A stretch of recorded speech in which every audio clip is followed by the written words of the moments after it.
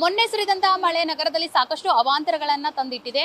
ಮೊನ್ನೆ ಬಿದ್ದಂತಹ ಮರಗಳ ತೆರವು ಕಾರ್ಯಾಚರಣೆ ಎಲ್ಲಿಗೆ ಬಂದು ನಿಂತಿದೆ ಅಂತ ಖುದ್ದು ನ್ಯೂಸ್ ಫಸ್ಟ್ ರಿಯಾಲಿಟಿ ಚೆಕ್ ಮುಖಾಂತರ ತೋರಿಸಲು ಹೊರಟಿದೆ. ಸದ್ಯ ನಾನು BDA ಹಿಂಭಾಗದಲ್ಲಿ ಇದ್ದೀನಿ. ದೃಶ್ಯದಲ್ಲಿ ನೋಡಬಹುದು ಈ ಒಂದು ರಸ್ತೆ ಉದ್ದಕ್ಕೂ ಸಾಕಷ್ಟು ಮರಗಳು ಜೊತೆಗೆ ರೆಂಬೆ ಕೊಂಬೆಗಳು ಕೂಡ ಉದುರಿ ಬಿದ್ದಿದ್ದಾವೆ. 4 ದಿನ ಆಯಿತು. ಕಟ್ ಮಾಡಿ ಸೈಡ್ ಇಟ್ಟಿದ್ದಾರೆ ಹೊರತು ಇಲ್ಲಿ ಫುಟ್ಪಾತ್ ಸಂಪೂರ್ಣವಾಗಿ ಬ್ಲಾಕ್ ಆಗಿದೆ. ಅಂದ್ರೆ ಓಡಾಡ್ಲಿಕ್ಕೆ ಅಡಚಣೆ ಉಂಟಾಗುತ್ತೆ, ಪಾದಚಾರಿಗಳಿಗೆ ಸಮಸ್ಯೆ ಉಂಟಾಗುತ್ತೆ. ಮರನ್ನ ಕಟ್ ಮಾಡಿದ್ದಾರೆ.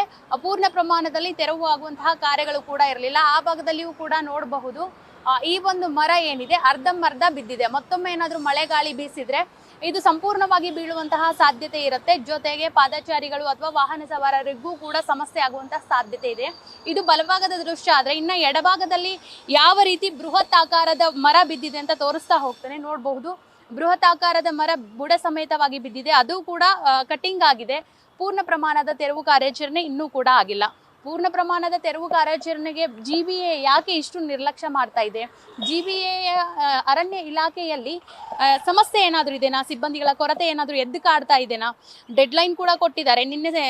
ನಿನ್ನೆ ಅದರಲ್ಲಿ ಸಂಜೆ ಒಳಗಾಗಿ ಎಲ್ಲವೂ ತೆರವು ಕಾರ್ಯಾಚರಣೆ ಆಗುತ್ತೆ, ಕಂಪ್ಲೀಟ್ ಆಗಿ ನಾವು ಎಲ್ಲವನ್ನ ತೆರವು ಮಾಡ್ತೀವಿ ಅಂತ. ಬಹುತೇಕ ನಗರದ ಎಲ್ಲ ಭಾಗಗಳಲ್ಲೂ ಇಂತಹ ದೃಶ್ಯಗಳು ಕಾಣಸಿಗ್ತಾ ಇದ್ದಾವೆ. ಸಂಪೂರ್ಣವಾದ ತೆರವು ಕಾರ್ಯಾಚರಣೆ ಆಗಿಲ್ಲ, ನೆಗ್ಲಿಜೆನ್ಸಿ ಇದೆ. ಸೊ ಇಷ್ಟೆಲ್ಲ ಸಮಸ್ಯೆಗಳಿದ್ರೂ ಯಾವ ಸಮಸ್ಯೆ GBAಗೆ ಕಾಡ್ತಾ ಇದೆ? ಇದು ಸಾರ್ವಜನಿಕರಿಗೆ ಸಮಸ್ಯೆ ಆಗಿದೆ, ಓಡಾಟಕ್ಕೆ ಅಡಚಣೆ ಆಗ್ತಾ ಇದೆ. ಖುದ್ದು ನ್ಯೂಸ್ ಫಸ್ಟ್ ಕ್ಯಾಮ್ರಾ ಮುಂದೆ ಕಾಣಸಿಕ್ಕ ದೃಶ್ಯಗಳಿವು. ಆದಷ್ಟು ಬೇಗ GBA ಅಧಿಕಾರಿಗಳು, ಅರಣ್ಯ ಇಲಾಖೆಯ ವಿಭಾಗದ ಅಧಿಕಾರಿಗಳು ಪೂರ್ಣ ಪ್ರಮಾಣದ ತೆರವು ಕಾರ್ಯಾಚರಣೆ ಮಾಡಿದ್ರೆ ಸಾರ್ವಜನಿಕರಿಗೆ ಅನುಕೂಲ ಆಗುತ್ತೆ. ಕ್ಯಾಮ್ರಾ ಪರ್ಸನ್ ಶಿವಾನಂದ್ ಜೊತೆ ಸವಿತಾ ರಾಮಚಂದ್ರ, ನ್ಯೂಸ್ ಫಸ್ಟ್ ಬೆಂಗಳೂರು.